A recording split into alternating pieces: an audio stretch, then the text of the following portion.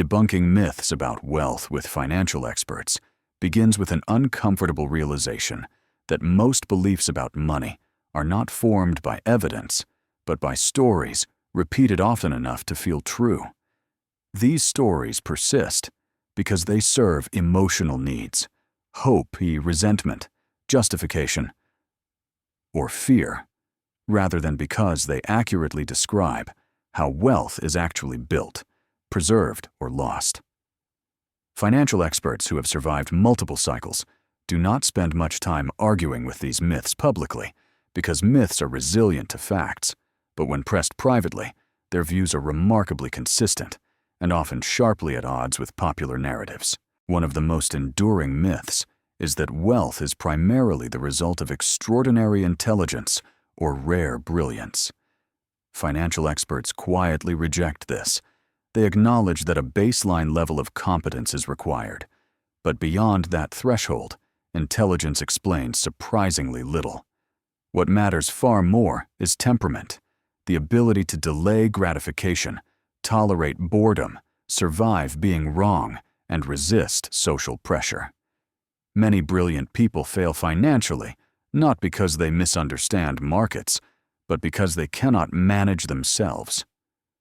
Meanwhile, many wealthy individuals succeed with simple strategies executed consistently over long periods.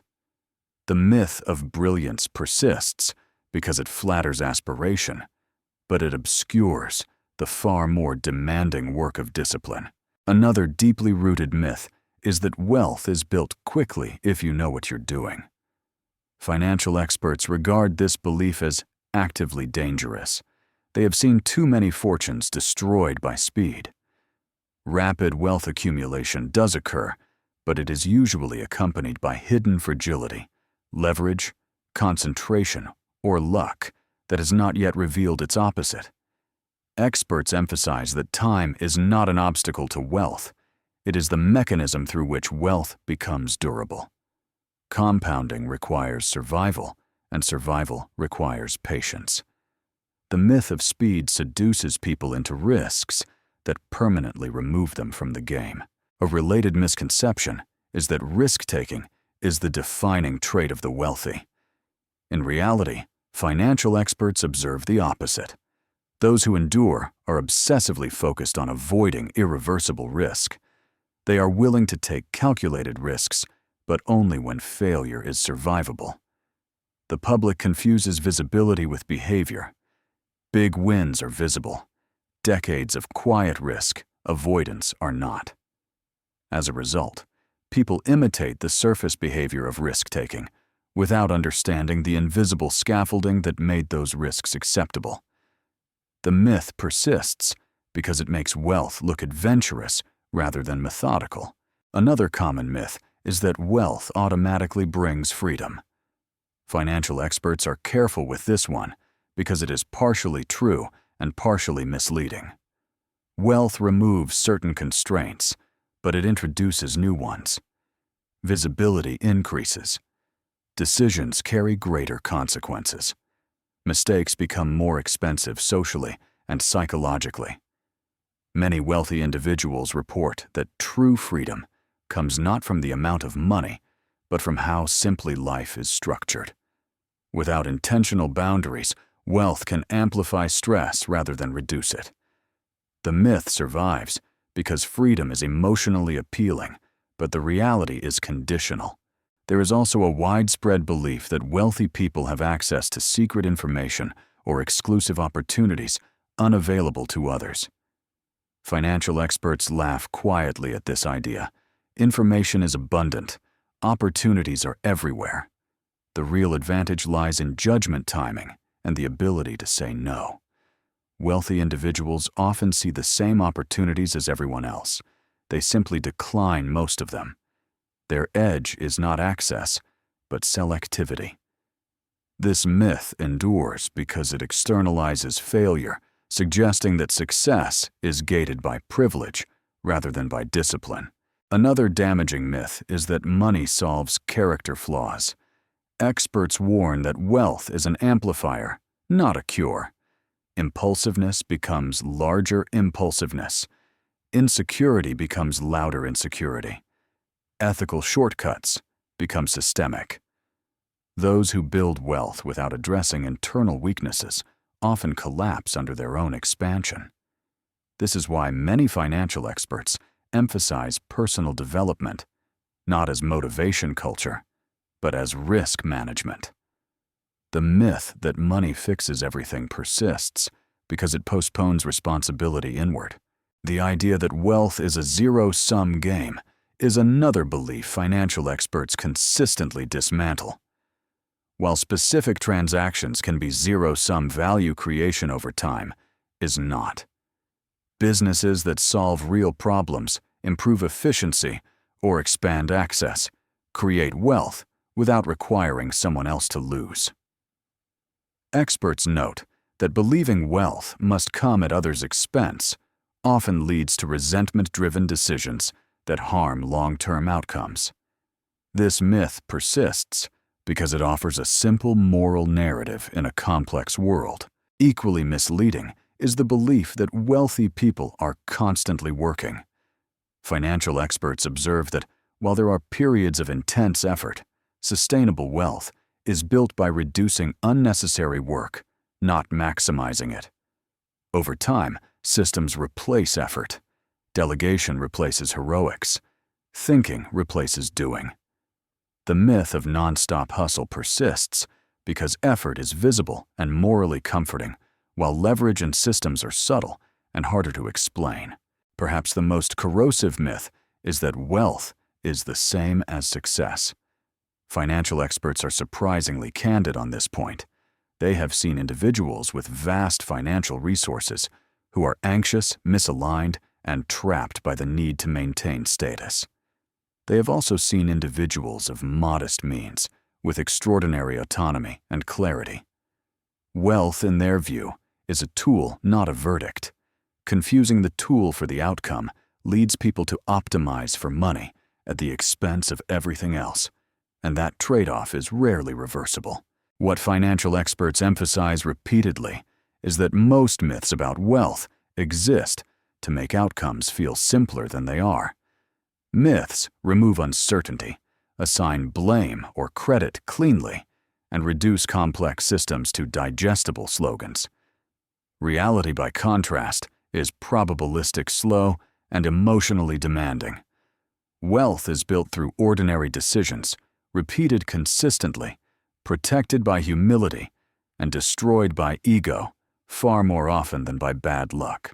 And it is precisely at this point where comforting stories begin to collapse under the weight of lived experience that the real education about wealth must continue. Because debunking myths is not enough unless it leads to a clearer understanding of what actually replaces them. How financial experts think day to day, once illusions are stripped away.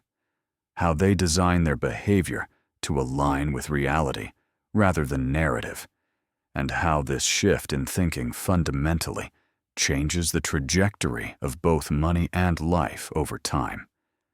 And it is from this unfinished recognition, deliberately left open and unresolved, that we now need to move forward as the sentence continues, and that continuation replaces myth with method. Because once illusions fall away, what financial experts actually do each day looks almost disappointingly ordinary.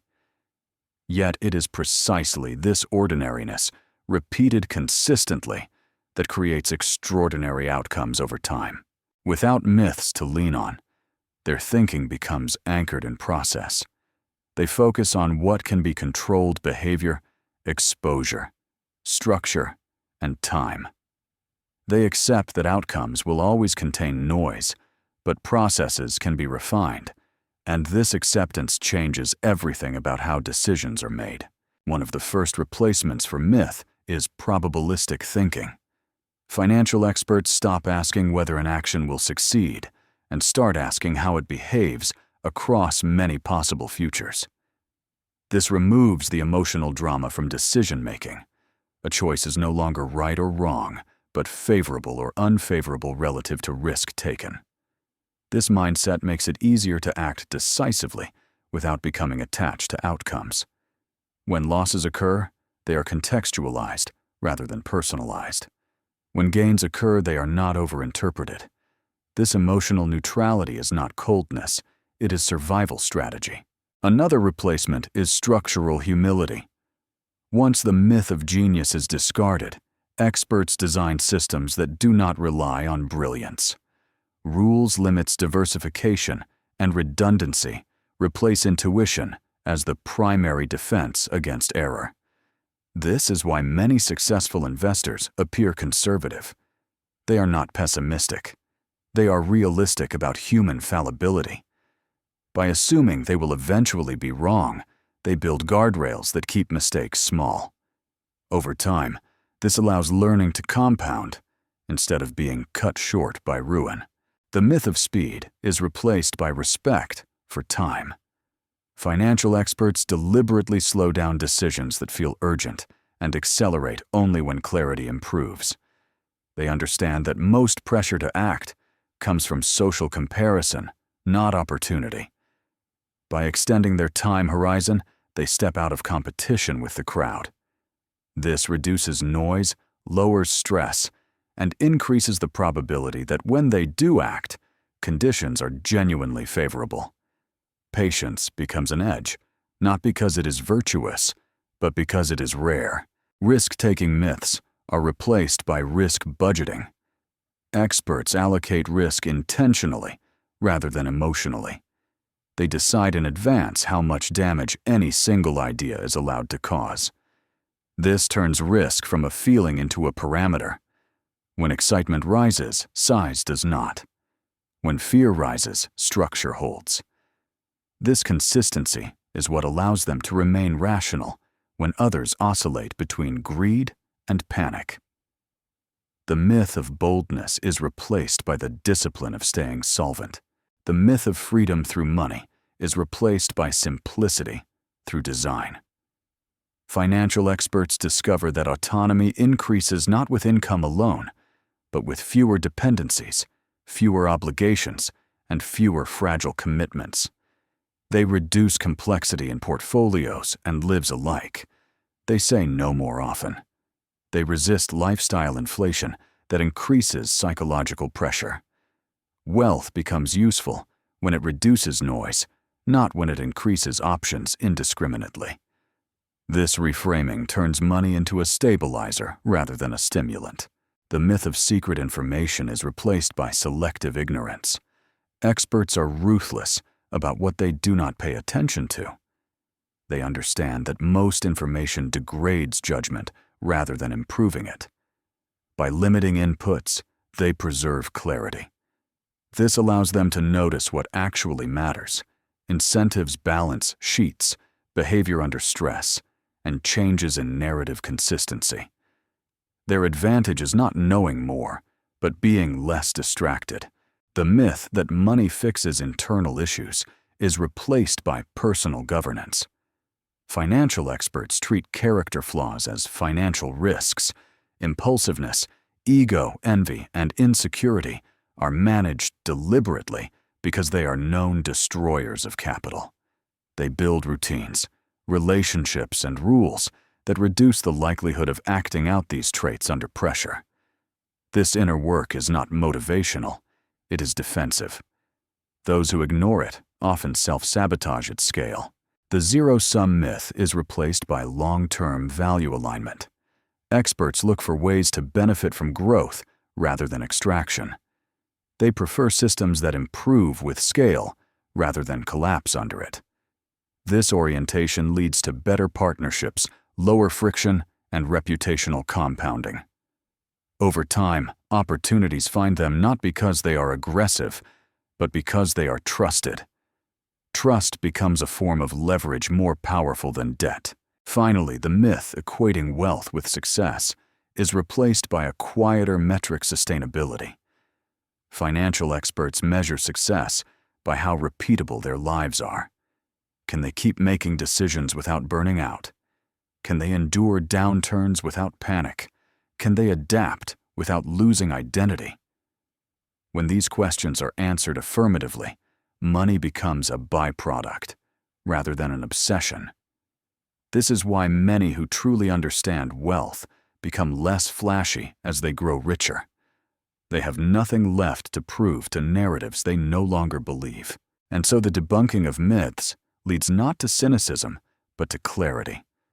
When illusions are removed, what remains is a demanding but liberating discipline, align behavior with reality, design for survival, respect time, and manage yourself before managing money. Those who adopt this approach stop chasing stories and start building structures. Over years, these structures quietly do what myths promise, but never deliver stability, optionality, and the freedom to choose without fear. If this deeper dismantling of wealth myths has challenged how you think about money and success, I invite you to subscribe to the channel and continue this journey of long-term clarity with me, and leave a comment sharing which myth you once believed most strongly and what insight finally replaced it, because awareness is the first form of real wealth, and when shared openly, it compounds faster than capital ever could.